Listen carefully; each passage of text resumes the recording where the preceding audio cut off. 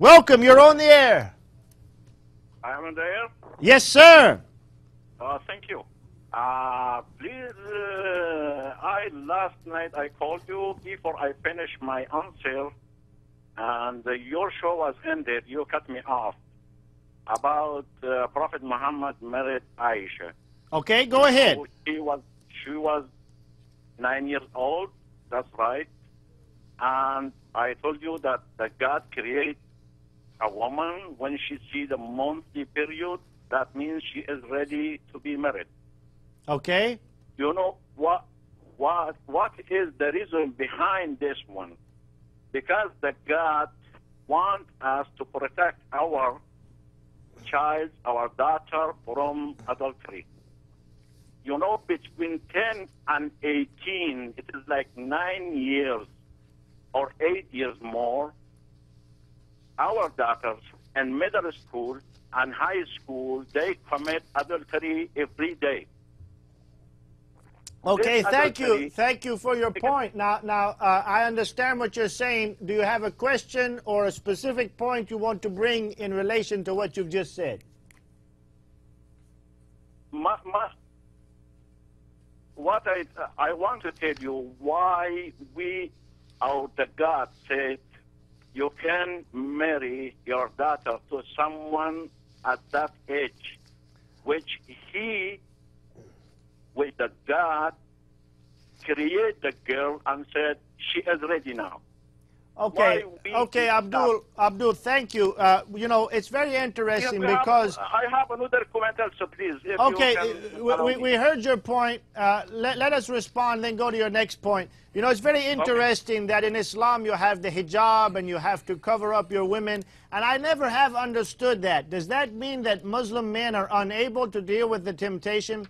You know, in Christianity we believe that if young people are born again, if they have the Holy Spirit of God inside of them, if they've truly become Christians, then they can be able to resist the temptation. And so we don't have to put false coverings over women. I mean, surely they should dress modestly, but to cover them up because we're afraid that we'd be tempted, it doesn't work. And this idea that we should marry the girls young so they don't fornicate, which I think is what you were trying to say, so they don't have sex before marriage, why can't you just teach the young girls and teach the men that you don't do that until marriage, and you have the power of God inside of you and His Word to keep you from sin? This is the view in Christianity. Why can't this work in Islam? Okay. If that is possible, that is good, no problem. We said it is allowed to be married. It is not necessary to be married. If it is possible to protect your daughter from adultery, that's okay. No bad. But the problem is our daughters committing adultery every day at middle school now in the United States, you know that one.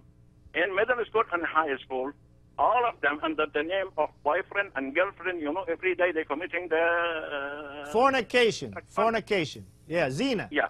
That is one of my one point. The other point before you get to your next point, Abdullah, hold on. Yeah. But David wants to make a comment, and I want to address it too. Before you move on, we appreciate points, but still, David wants something to say. He's been waiting. So go ahead, Brother David. Yes, our friend pointed out that when a girl gets her first period, this is God's sign that she's ready for, I guess, childbirth. And I'm afraid this is simply absolutely false. It's medically false. It's just not true. And I'll offer a few responses. First, Aisha hadn't reached puberty when Muhammad began to have sex with her. And so if you're saying that God gives the sign of menses, God gives the sign of puberty as the appropriate time when men are first allowed to have sex with a woman, then according to you, Muhammad was a horrible sinner because he didn't wait for this time. Exactly. Second, the Quran, according to you, cannot be from God because according to you, God only allows men to have sex with women after they've reached puberty, but the Quran in Surah 65:4 allows men to have sex with women before they've reached puberty. So the Quran cannot be from God since you've got conflicting positions there. And finally, I'll explain why. I said this yesterday. When a girl gets her first period, this is not a sign that she is ready to give childbirth. Find me a non-Muslim doctor who will say that. What doctors say is that puberty, that when a girl gets her first period, this is the beginning of puberty. It's not a sign that she's ready to give birth. It's a sign that a change has begun in her body, which several years down the road will allow her to give birth. Yeah. It's puberty is a process that takes several years. And when a girl first gets her period, that's a sign that puberty has begun. It's not a sign, aha, let's go in and have sex with her so we can get her pregnant. Why? Because girls who are young and haven't finished the process of puberty are not ready to give childbirth. Their hips and their birth canals have not widened. That takes a process of several years. If it hasn't widened, this is why you have girls dying in the Middle East and in Northern Africa and everywhere Islam has spread, because people believe just like you believe. You're telling these people around the world, if your daughter's 9 years old, go ahead and marry her off, start having sex, and then these girls die because of this false, immoral teaching. And so I would just advise you, look at the facts, not the facts from your Quran, not the facts from your Hadith. Look at the medical facts, and when you see what's really good for a young girl, you will see that it's not good for her to become pregnant, and therefore you should reject what you're claiming, and you should reject Muhammad as a prophet. Okay, Abdul, just let Sam say one thing, and then we're going to give it back to you. Quickly, Sam. I'm sorry that we're bombarding you, but David Wood said that Aisha hadn't reached puberty, and that the Quran doesn't sanction someone reaching puberty or having monthly cycles in order for you to marry them. Let me give you the hadiths that prove what David Wood said concerning Aisha, and I'm going to add a point real quick because we got a lot of calls, and you know it's not we were trying to get rid of you, but listen to this. Okay, let me read Sahih Muslim, number 3311. Pay attention here, that when Muhammad married Aisha and consummated through sexual intercourse, Aisha had her dolls with her. Sahih Muslim number 3311. Aisha reported that Allah's apostle married her when she was 7 years old, and she was taken to his house as a bride when she was 9.